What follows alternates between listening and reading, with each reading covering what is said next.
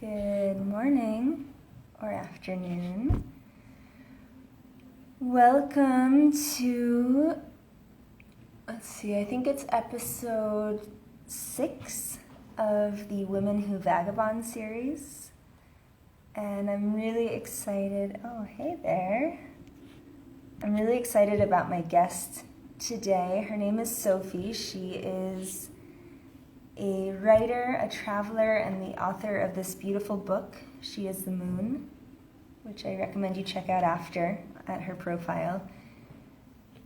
And Sophie and I have been colleagues at Elephant Journal. We've co-written a couple articles about solo travel and the parallels between the spiritual journey and the physical journey. And I'm going to bring her in and let her introduce herself better.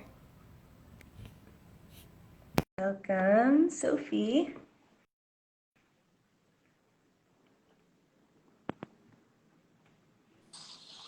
Hi, Toby. Hi, everybody. Hi, Sophie. Lovely to be here. So happy to have you on. I'm really excited to chat with you about Yeah, travel and writing. And I'm not even sure where to start because I feel like there are so many parallels between our journeys and our approach to travel. And so there's a lot I want to ask you about. definitely. Yeah. I felt a lot of resonance with you like for a few years already. I think 4 years, maybe, think something like that. Yes. Yeah. It's funny. We've been like in similar circles of writing and publishing and Yeah. for a long time, really. And I was really glad when you reached out last year and so we were able to start collaborating. hmm Uh, Something I want your perspective on because it's something that came up in the little piece of yours that I shared yesterday, and it's about the unknown and making the unknown Yes. known. And that's such a theme. The unknown has been such a core theme for me as a traveler and as a writer and as a seeker. And I'd love to know your perspective on what it means to you to go into the unknown in the physical plane as a traveler, but also in the spiritual plane Okay.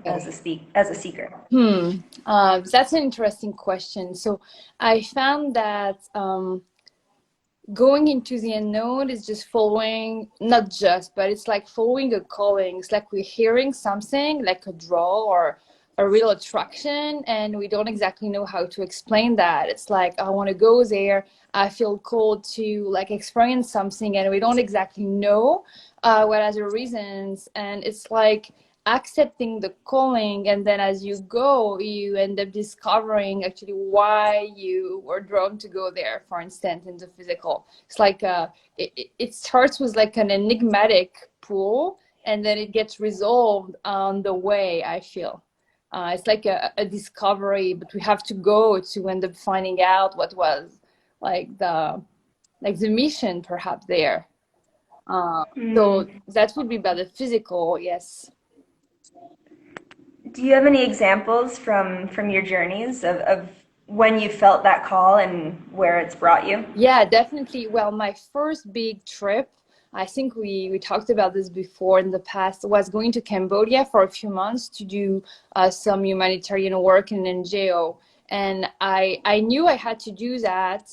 And so I went there, just took the leap. So I found the opportunity, and I faced many fears. And I just felt one day, okay, you have to go. And then like worst case scenario, if really doesn't work, you'll come back, but then just go and you'll see there, because then the mind starts and be okay, so this might happen and this can be hard and perhaps you're going to have this issue, you start inventing story that actually never really happened, like for most of them. So I just felt, okay, let's just quiet the mind and just go, and then we'll see what it is actually to be there. So it was really like a sort of mind leap more than anything else from me, because I'm like a thinker, so always wondering about, oh, if I do that, it's gonna go there, and what is the B from the A, all that. So really just going. What are some tools you use to quiet the noise? Because I think that's something a lot of people face is like they get wrapped up in those fears and the what ifs Yeah. and they block themselves from just going, which I think is the goal for a lot of people who want to travel. They just want to go and they get stuck in the noise. So how do you clear that away? I, so what I think I use the most to do that is around journaling, actually. So it's another sort of mind, not mind, but something that goes also through the brain, but it's more about sitting with a notebook or something or the computer and being like, what do I really feel? What do I feel? So I'm trying to work from there, from the heart, and see like the truth about what I really want to do. So it's writing, but it's not intellectual writing. It's more allowing what's within to come out. And then I tend to see the sort of patterns, or because then I have a look back at that and I'm like, oh, that's a fear, that's not true. So really letting everything out and like taking the time to do that, to really sit down and be like, what do I feel? What's my gut instinct today? What's my desire? What's my what do I really want? Allowing that. And there's fear there too, because very often I feel we're scared about our true desires. We want the amazing life, we want the big life, we want like the right everything, and we tend to settle down. So when we allow everything to be spoken out, it's also like scary, I feel. But that's a first leap, and then okay, so I was feeling that way, and then it's easier to embrace the physical step. It's so interesting what you say of being scared of our desires and maybe scared of our dreams as well. It's like that paradox of we're afraid to fail, but we're also maybe afraid to succeed. Yes, that's true. Yeah, we're afraid to succeed because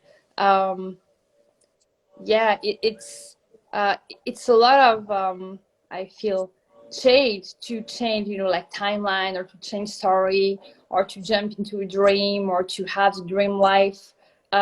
We have this, sometimes the human brain is like, oh, I would love that, like a far away destination. But then when it comes closer, we're like, oh my God, it's so scary to actually be there. Am I worthy of that? Am I up to the dream? Am I really, in alignment with that? I think it's perhaps a lot about self-worth, the fear of success. I don't know. Yeah, it's interesting. I want to talk to you about your writing, and that was a good. You mentioned journaling as a tool to clearing out the noise and sort of clearing your mind and working through fears, which I completely resonate with. And I have right here your book. Yeah, you eventually received it. I did. I finally it went. This book went on a journey of its own to get here to Costa Rica. Exactly. But I do have it, and I started reading it, and I want to ask you a little bit about your writing process. Mm-hmm. Your process of writing, because I think something that I love about your writing, Sophie, is not the rawness of it, but the sort of like the heart and sincerity that you put into your writing. So I'd love for you to share about your process of sort of putting your heart into words. Mm-hmm. Well, I actually started to write when I was going through the worst period of my life, like the worst time ever, in a lot of changes of my work and my relationship. So I started to write because I had too many feelings in my heart, and like it was like a burden to feel that much and to sort of like have everything within. So I started to write as a healing process, really. Like, okay, what's happening? I feel overwhelmed. How can I release some of it? And I just found out that writing was perfect for it. But in time, I think I kept using the healing reason as a writing process. So I write better when I have a real like strong emotion about something. It's very hard for me, like harder for me to write when I'm not moving through something. But if I'm moving through something, I'm just gonna just allow, ask for the highest message to come, and just ask also for the intellect to stop and just write exactly what I feel. So it's really more allowing something that I feel to become words, more than anything else. But actually, when I feel a lot, it's kind of easier. But when I'm in a very sort of happy time where everything is just flowing and I'm very much in the now and I don't have much to process, it's really more about doing something daily and just connecting with the heart and feeling. Very often I go into nature. Only sitting in the grass really helps me to be in this now and connect with what I feel. And I just try and again quiet the mind and write what I feel without censoring myself. And I found that I mean the writing that I did in the past that I found the most I don't know how to put it, with the real heart and soul and sort of power in the words. It's when I just don't censor myself. I'm like, okay, that's what is that, you know? It's a lot of energy. Okay, never mind, let's accept all the feelings, all the emotions that we have. Beautiful. I want to pause and say hi to the people who have been joining us. And we got a comment saying that we look like sisters, which I think might have something to do with the glasses. Perhaps. These are new for me. I'm trying out a new style. So yeah, thank you to everyone who's watching this now and who will tune in later. For a little context, the series is called Women Who Vagabond, and my intention is to highlight people like Sophie who have had amazing journeys, both inner and outer journeys, and have insights and perspectives to share that I really value and really want to bring out into the world. And speaking of bringing things out into the world, so that's your writing process. What was it like to put your book into the world? It's such a vulnerable step to take such a big project and then allow it to be born. Yeah. So I've been through a lot around that, because the writings of She's the Moon are really, exactly as you were saying, vulnerable, raw. Like a lot is about breaking free from love situations or heartbreak, or like traveling a lot and then feeling that some answers have to be found within as well. So a lot is like, there are parts of it that are a little like sad or very, I would say, energetic in the release of it. So I had all of that for a long time in a Word document, and I had the editor and, you know, the publisher, and I was in and out of it. Like, why would it was so intimate. It was really not censored. Like most of those writings were not like I wrote that and then of course I saw it a few days after and be like, okay, there is a typo or something, but really not edited. So it was really like the heart of what happened. And I just think that I thought perhaps it's gonna help other people to feel what really happened to me or what I really felt within. And perhaps they're going to like feel our connection and how we all go through, even if we have different words and different real stories, it's very often the same sort of journey and the same steps in the way that we feel. So I thought it would help. Like if I was feeling such vulnerability, I guess many others would also. So why not share that? Absolutely. Do you think there are similar sort of universal experiences when it comes to traveling? Yeah, I think so. I think there is all the process before actually going that is so powerful, and perhaps was very big for me too. I want to go, no, I can't. I want to go, no, I can't. You know, all that, and all the fear around how am I going to deal with money, how I'm going to deal with people, like all the practical stuff, and all the just okay, I'm going to go and I trust I'll be sort of fine way. So I found this before going is very intense and very powerful. And yeah, I think perhaps the second very universal thing is to find that we can find like at home somewhere new, which leads to actually I'm being enriched through all those adventures, but it's my core that's home, and so this is why I can feel home about anywhere. So it's sort of you know, I want to go so far to find a piece of myself, but then eventually I'm still myself, but bigger, and I have more to share, and I have more stories, but it's still myself, and I'm more and more home within, because I travel. Yeah. I don't know if Yeah, completely. No, that resonates so much. Two things you said. One is feeling at home in ourselves, so we feel at home wherever we go. yeah, That's been such a theme for me, is like understanding what home really means for me, and it's not so much about place as much as how I feel, and how I feel in my body, and how I feel in my mind, I guess, or in my spirit. And then the other thing is about like going out to look for ourselves. I think that's sort of a cliche in travel. yeah, It's like we go find ourselves, but we don't really go find ourselves, because we're already there. yeah. And that's been such an interesting thing for me to think about, where it's, am I finding something about myself, or is this newness, this unknown, this change allowing me to express a part of myself that maybe I couldn't express in an environment that was too familiar and too safe? Yeah, exactly. Yeah, I do resonate a lot with that. It's like um, we have a new environment, and there we can allow a part of ourselves to bloom. Perhaps while at home, it didn't feel right, at least at this time. Because then I feel when we come back, it's embodied, so it's okay, But we have to go more to perhaps to express ourselves, or to allow our full personality to come out. So we have to sort of, yes, use other environments, but it was there.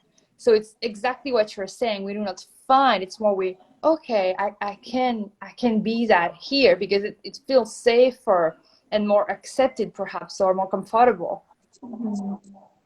Yeah, or we don't have the same limitations that we've put on ourselves, because we're not in the environment that houses our normal patterns or normal Yeah. ways of being or relating. Yeah, exactly. It doesn't have the same barriers. So then we just feel more free to be ourselves. Yeah. We're about out of time. So something I've been asking all of my guests, and I want to ask you as well, is if you have any words of advice for someone who's on the cusp of making that decision to go out and travel, whether, and I feel like with you, this could be either for someone who wants to go out and travel in the world, but also someone who's maybe on the cusp of an inner journey Mm. as well. And if you have any advice for those people who are like just about to start out and maybe something's holding them back, or they're ready to go and they don't know how to start. Yeah, so firstly, I would say, just because we think we won't be perhaps safe, like I'm going to go somewhere, or even I'm going to start a new activity or something very challenging. So what if I lose myself? Or what if I lose my ground? Like, it's fear. So it's really like the root chakra. But actually, the more we enrich ourselves, the more like wall we become. So it's just like things will less affect us in some ways. Like we think it's scary because we're going to lose our ground, but actually by doing that, we're gaining a lot more inner strength, inner power, and just real inner grounding, I would say, and real wellness. So we actually become stronger by doing that. So I would say, feel the fear, but understand that it's a feeling, and actually you will be less way in fear after that, right? So fear is going to become something else. So really going and just understanding that, and it's hard to know exactly why and how this is all going to take place, but just going and trusting this energetic change. And then perhaps secondly, having some things to anchor ourselves. Perhaps, okay, I'm gonna travel or take a journey, it's scary, so let's plan a bit, like a little, like, okay, I'm gonna get there, I know what I'm gonna do, for example, for the first 2 weeks, or perhaps somebody's gonna be the first month. Just giving, like, making the first step easier. So I know where I'm going to find money the first month, or I know I know somebody there, you know, just making things easier, and then we'll find ourselves getting bigger and less in fear, and perhaps everything's going to change. But at least the first step is secure. Yeah, that's great advice. I think giving ourselves a little bit of comfort and ease at the beginning so that we can get started without so much resistance. Yeah, yeah, it's really like it can be crazy and it can be wild and such a journey, but at the same time, it doesn't have to be hard. Or there is all this romantic thing about travelers, like artists, like, oh, they didn't have anything, and they, you know, they didn't know never where to sleep, and it was all dramatic, and perhaps that can happen, but most often it doesn't, you know. So just finding our security so that it feels just intense and wild and crazy, but also doable. And then I think it flows. And someone was asking, the name of Sophie's book is She is the Moon, A Journey of Self-Discovery. Sophie, where can people find your book if they want to read it? Yeah, so they can find it on Amazon, on Book Depository, like what else? Indie book, something like that. And also in a few bookstores. There is, it depends. There is one in Vancouver, one in London, one in New York. It's like one in each big city. So I can give the name, or if somebody's interested, of course. But otherwise, of course, online as well. Wonderful. Sophie, thank you so much for coming on and sharing today. You, Toby. Love talking to you and looking forward to finishing your book. Yeah, thanks so much. Have a beautiful day. Bye bye, everyone. Thank you for joining.